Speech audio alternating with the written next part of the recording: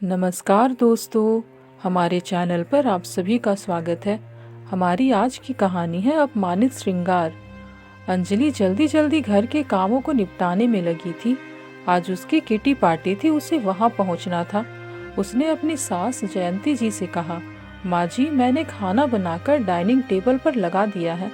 आप और पापा जी समय से खा लीजिएगा। मैं रात का खाना उधर से ही खा कर आऊंगी। जयंती जी ने कहा, ठीक है बहू, तुम निश्चिंत होकर जाओ। सब तो तुमने कर ही दिया है, तुम आराम से आना। अंजलि की सास ने उससे कहा। अंजलि ने महसूस किया कि उससे बात करते हुए उसकी सास के चेहरे पर आज उदासी है, जबकि अंजलि ने हमेशा ही अपनी सास को मुस्कुराते हुए ही देखा था। फिर आज उनके चेहरे पर यह उदासी क्यों है? अंजलि सोच में पड़ गई। माँ जी, आप उदास क्यों हैं? कोई परेशानी है क्या? अगर कुछ हुआ है तो मुझे बताइए, शायद मैं कोई मदद कर सकूं। अंजलि ने चिंता जाहिर करते हुए पूछा। नहीं बहू, ऐसा कुछ नहीं है। उम्र हो चली है ना, पैरों में भी दर्द रहता है, थकावट भी रहती है, इसलिए चेहरा उतरा हुआ है। थोड़ी देर आराम कर लूंगी तो ठीक हो जाऊंगी। अंजलि की सास ने मुस्कुराने की कोशिश करते हुए कहा, पर अंजलि को उनकी बातों पर विश्वास नहीं हुआ। फिर भी उसने बात को आगे नहीं बढ़ाया और तैयार होकर किटी पार्टी में चली गई। पार्टी में सभी सहेलियां अपने पति के प्रेम और विश्वास पर बातें कर रही थी। अंजलि ने भी अपनी बात रखते हुए कहा, जब हम किसी से प्रेम करते हैं तो उस पर विश्वास हो ही जाता है, क्योंकि प्रेम और विश्वास एक दूसरे के पूरक है। अंजलि के इस बात पर उसकी एक सहेली रूपा ने कहा, मैं तेरी इस बात से पूरी तरह सहमत नहीं हूँ। कभी कभी प्रेम में अति विश्वास घातक सिद्ध हो सकता है। जब हम प्रेम में अंधविश्वास करने लगते हैं तो हमारे विश्वास को टूटने में देर नहीं लगती। उसकी सहेली रूपा ने कहा। वहां बैठी सभी औरतें रूपा की बात का समर्थन करने लगी। उन्होंने कहा कि प्रेम करना और अपने प्रेमी पर विश्वास करना ठीक है, पर अंधविश्वास नहीं करना चाहिए, फिर वह व्यक्ति हमारे पति ही क्यों ना हो। इस पर अंजलि ने कहा, मैं तुम लोगों की बातों से सहमत नहीं हूँ। मैं अपने पति से प्रेम भी करती हूँ और विश्वास भी, क्योंकि मुझे पता है कि वह भी मुझे प्यार करते हैं, और इस जन्म में तो क्या, वह हर जन्म में मुझसे ही प्यार करेंगे। मेरी मांग का सिंदूर और मेरा श्रृंगार इसका प्रतीक है। मैं दूसरी औरतों की तरह नहीं हूँ, जिनके पति उनके साथ विश्वासघात करते हैं और वह तब भी उनके नाम का श्रृंगार करके चेहरे पर झूठी मुस्कान लिए फिरती है। मैं ऐसा दिखावा कभी नहीं कर सकती। मैं जानती हूँ कि मेरा यह विश्वास कभी नहीं टूटेगा। अंजलि ने गर्व से मुस्कुराते हुए कहा। किटी पार्टी के बाद जब अंजलि घर जा रही थी तो उसकी नज़र अपने पति की कार पर पड़ी, जो उसकी बगल से अभी अभी निकली थी। क्रॉसिंग पर उसने अपनी स्कूटी रोकी हुई थी। तब उसने देखा था उसके साथ कोई लड़की भी थी, जो उसके पति से सट कर बैठी हुई थी। अंजलि को अपनी आंखों पर विश्वास नहीं हुआ। उसके मन में एक क्षण के लिए शक का बीज पनप उठा। फिर उसने सोचा, हो सकता है वह उनकी सेक्रेटरी हो और वह लोग ऑफिस मीटिंग के लिए कहीं जा रहे हो। उसने अपने दिमाग से उस बात को निकाल दिया और अपनी ही बेवकूफ़ी पर मुस्कुरा बैठी। जब वह घर के दरवाजे पर पहुंची तो अंदर से उसकी सास की आवाज़ सुनाई दी। वह ससुर जी से कह रही थी, जब यह बात बहू को पता चलेगी तो उसके दिल पर क्या गुजरेगी। उसका तो विश्वास ही टूट जाएगा। वह हम पर बहुत विश्वास करती है। मेरी तो कुछ भी समझ में नहीं आ रहा है कि मैं उसे कैसे बताऊं कि उसके पति ने दूसरी शादी कर ली है। विकास ने इस घर के अलावा भी एक दूसरा घर बसा लिया है। अपनी सास की बातें सुनकर अंजलि के पैरों के नीचे की जमीन खिसक गई। उसके सोचने समझने की शक्ति छीन होने लगी। उसने लड़खड़ाते हुए दरवाजा खोला। उसकी हालत देखकर उसकी सास समझ गई कि अंजलि ने सब सुन लिया है। बहू, हम तुम्हें बताना चाहते थे पर हिम्मत नहीं जुटा पाए। मुझे माफ कर दो। मुझे अपने बेटे से ऐसी उम्मीद नहीं थी। अंजलि की सास जयंती जी ने बहू को संभालते हुए दुखी होकर कहा, माँ जी, यह बात आपको पता था, फिर भी आपने मुझे नहीं बताया। मुझे धोखे में रखा आपने। ऐसा क्यों किया? अंजलि ने रोते हुए पूछा। बहू, मुझे कल ही पता चला है। तब से मैं यही सोच रही थी कि मैं तुम्हें कैसे बताऊं। अंजलि की सास ने कहा। माँ जी, इसमें सोचने जैसी क्या बात थी? आपको मुझे बता देना चाहिए था। आपने मेरा विश्वास तोड़ा है, जबकि आप मुझसे कहती थी कि आप मुझे अपनी बेटी मानती है। पर ऐसा नहीं है। मैं सिर्फ बहू हूँ, बेटी नहीं। आपको सब पहले से पता था कि आपके बेटे ने दूसरी शादी कर ली है। अंजलि ने व्यंग से मुस्कुराते हुए कहा। बहू, तुम मुझे दोषी करार नहीं दे सकती। मैंने तुम्हें बहुत पहले कई बार सचेत किया था कि विकास अब हर हफ्ते ऑफिस के काम के सिलसिले में बाहर क्यों जाता है। कहीं किसी लड़की का चक्कर तो नहीं है। पर तुमने मुझसे बहुत गर्व और विश्वास से कहा था कि माँ जी, वह मेरे सिवा किसी भी लड़की की ओर आंख उठाकर भी नहीं देखेंगे। उस समय मैंने तुम्हें समझाने की कोशिश की थी कि किसी पर अति विश्वास नहीं करना चाहिए, पर तुमने मेरी बात को हंसी में उड़ा दिया था। अपने पति पर विश्वास करना ठीक है, पर उसकी गतिविधियों पर नजर भी रखना चाहिए। अपने साज श्रृंगार से उसे रिझाना चाहिए। तुमने ऐसा करना छोड़ दिया। तुम यह समझती रही कि शादी के 15 साल बाद अब इसकी क्या जरूरत है। लेकिन शायद तुम यह बात भूल गई कि पति को हमेशा खुश रखने के लिए समय समय पर अपने प्रेम को जताना पड़ता है, जबकि तुमने ऐसा नहीं किया। इसलिए तुम्हारा पति किसी और के रूप पर मोहित हो गया। अंजलि की सास ने गंभीरता से कहा। अंजलि ने कोई जवाब नहीं दिया। उसे कुछ समझ नहीं आ रहा था कि वो क्या जवाब दे। वो अपनी सास की बात सुनकर मन ही मन सोचने लगी, क्या पति पत्नी का रिश्ता सिर्फ शारीरिक आकर्षण में बंधा होता है? पत्नी की सुंदरता जब तक बरकरार है, क्या तभी तक वो पति के दिल की मलिका है? जहाँ उसका सौंदर्य ढलने लगा तो पति का प्यार भी खत्म हो गया। लेकिन सुंदरता सिर्फ पत्नी की ही नहीं ढलती। पति भी तो उम्र के साथ पहले जैसे जवान नहीं रहते। लेकिन पत्नी को तो पति में कभी कोई कमी नहीं दिखाई देती। वो तो पहले से ज्यादा पति को प्यार करने लगती है।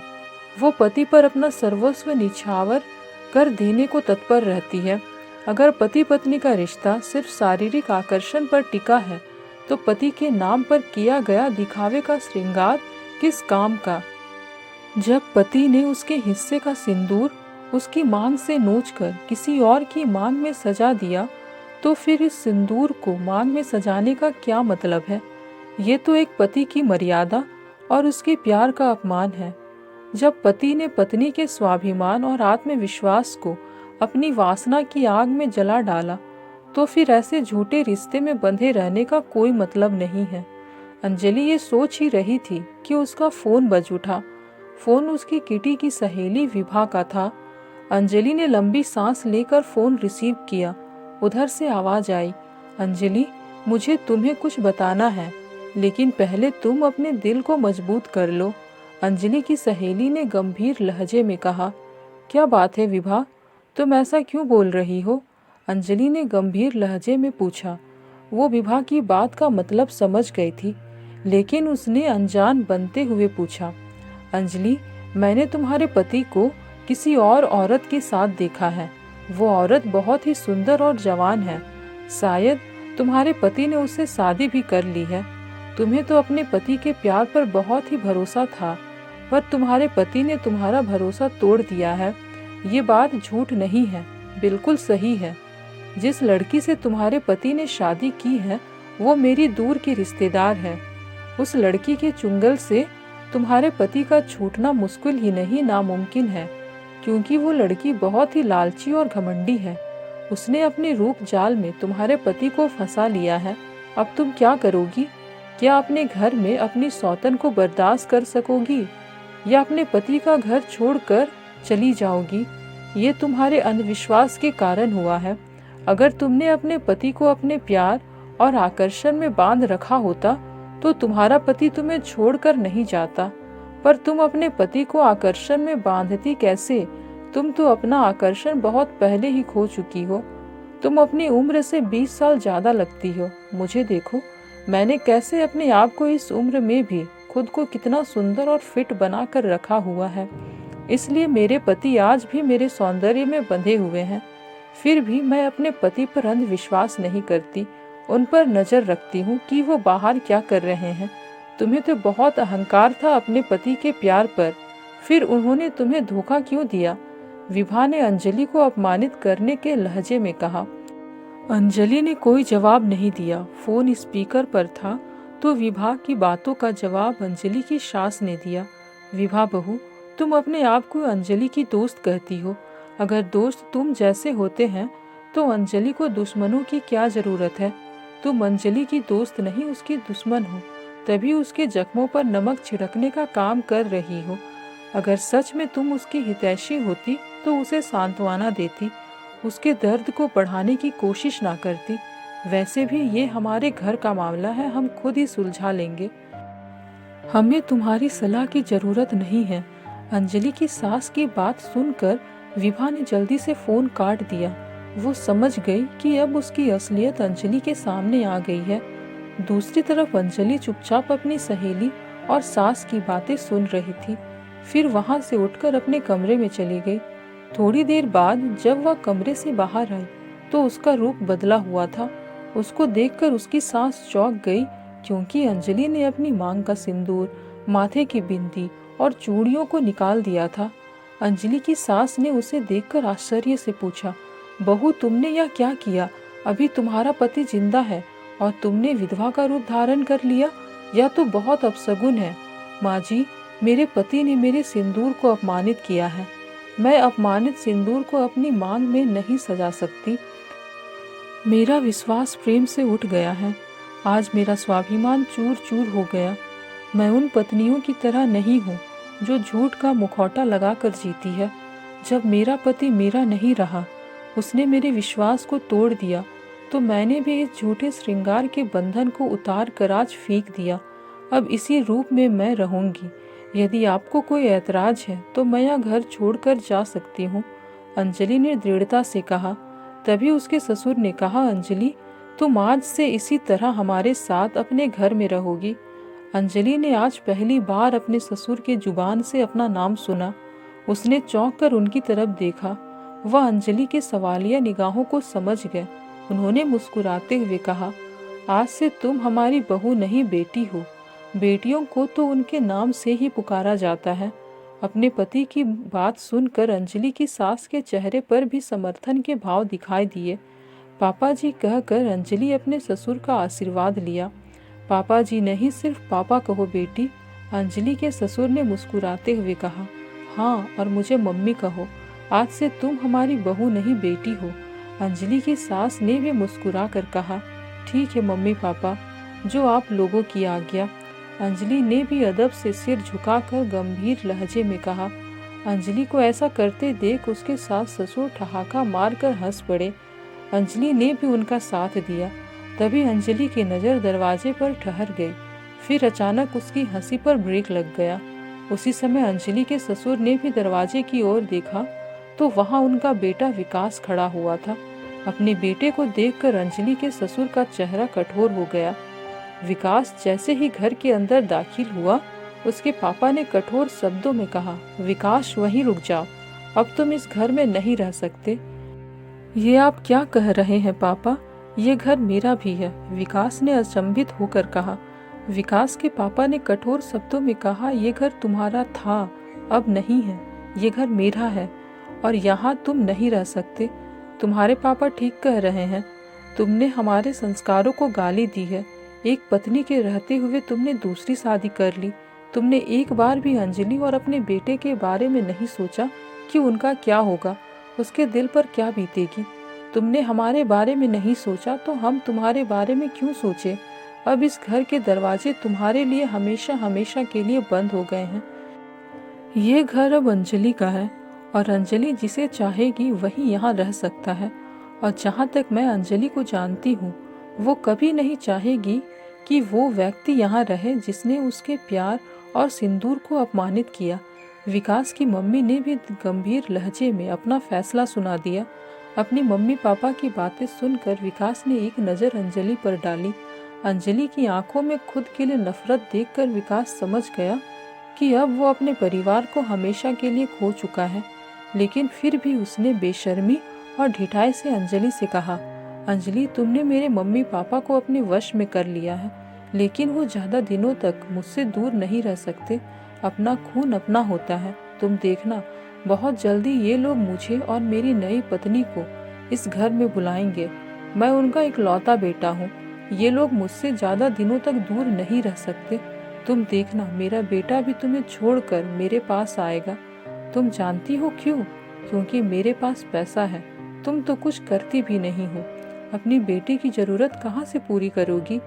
इस समय तो मैं यहाँ से जा रहा हूँ, लेकिन बहुत जल्द अपने बेटे को लेने के लिए आऊँगा। तब मेरा बेटा मेरे साथ जाएगा और तुम देखती रह जाओगी। अंजलि ने अपने पति की बातों का कोई जवाब नहीं दिया। अंजलि को चुप देखकर विकास के चेहरे पर एक गर्वीली मुस्कान फैल गई, जैसे वो कह रहा हो, तुम कभी कुछ नहीं कर पाओगी। विकास ने एक व्यंग्यात्मक नज़र अंजलि पर डाली और वहां से जाने लगा। तभी अंजलि की गंभीर आवाज़ सुनकर वो एकदम से रुक गया। अंजलि ने उससे कहा, मिस्टर विकास शर्मा, मेरी बात भी सुनते जाओ। तुम आज के बाद मेरे बेटे से मिलने की कोशिश ना करना, वरना मैं तुम्हें कहीं का नहीं रखूंगी। अगर तुम चाहते हो कि तुम अपनी नई पत्नी के साथ खुश रहो, तो आज से समझ लेना कि तुम्हारा कोई बेटा नहीं है। अगर तुमने उसके नज़दीक भी जाने की कोशिश की, तो मैं तुम्हारा और तुम्हारी नई पत्नी का वो हाल करूंगी कि तुम समाज में मुंह दिखाने के काबिल नहीं रहोगे। अंजलि, तुम मुझे मेरे बेटे से मिलने से नहीं रोक सकती। विकास गुस्से में कहा। अब आप किस बेटे की बात कर रहे हैं मिस्टर विकास? तभी वहां एक गंभीर आवाज सुनाई दी। विकास ने पीछे मुड़कर देखा तो वहां उसका बेटा बंटी खड़ा था। उसके चेहरे पर विकास के लिए नफरत के भाव थे। अपने बेटे की आंखों में अपने लिए घृणा देखकर विकास कांप गया, क्योंकि उसकी योजना पर पानी फिर गया था। मिस्टर विकास शर्मा, मैं आपका नहीं, अपनी माँ का बेटा हूँ। मैं आपको अपना पिता नहीं मानता, इसलिए आज के बाद आप मुझसे मिलने की कोशिश मत कीजिएगा। जो व्यक्ति वासना का पुजारी होता है, वो ना तो किसी का बेटा होता है, ना ही किसी का पति और ना ही किसी का पिता।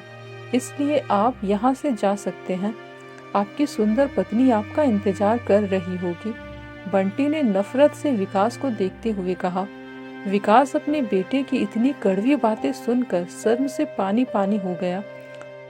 उसने आशा भरी निगाहों से अपने माता पिता की ओर देखा, पर उनके चेहरे पर भी कठोरता दिखाई दी। विकास ने एक असहाय सी नज़र सब पर डाली और एक हारे हुए जुआरी की तरह थके कदमों से घर से बाहर निकल गया। अंजलि अपने बेटे से लिपटकर फूट फूट कर रो पड़ी, पर ये आंसू दुख के नहीं, खुशी के थे। आज उसके बेटे ने अपनी माँ की स्वाभिमान की रक्षा जो की थी, सास ससुर के रूप में माता पिता पाकर अंजलि अपने आप को भाग्यशाली समझ रही थी। पति पत्नी के रिश्ते में सबसे जरूरी होता है एक दूसरे को प्यार करना और उसका सम्मान करना। अपने पार्टनर के बाहरी रंग रूप को ध्यान न देते हुए उसकी आंतरिक सुंदरता से प्रेम करें। जब आप अपने पार्टनर को बिना किसी स्वार्थ के प्यार करेंगे, तभी आपका रिश्ता एक आदर्श रिश्ता बनेगा। किसी ने क्या खूब कहा है, बीवी के प्यार को कभी न करे नज़रअंदाज, इसी से होता है प्यारे रिश्ते का आगाज। दोस्तों, आपको हमारी यह कहानी कैसी लगी हमें कमेंट्स में ज़रूर बताएं। साथ ही चैनल को लाइक, शेयर, सब्सक्राइब करना ना भूलें। धन्यवाद।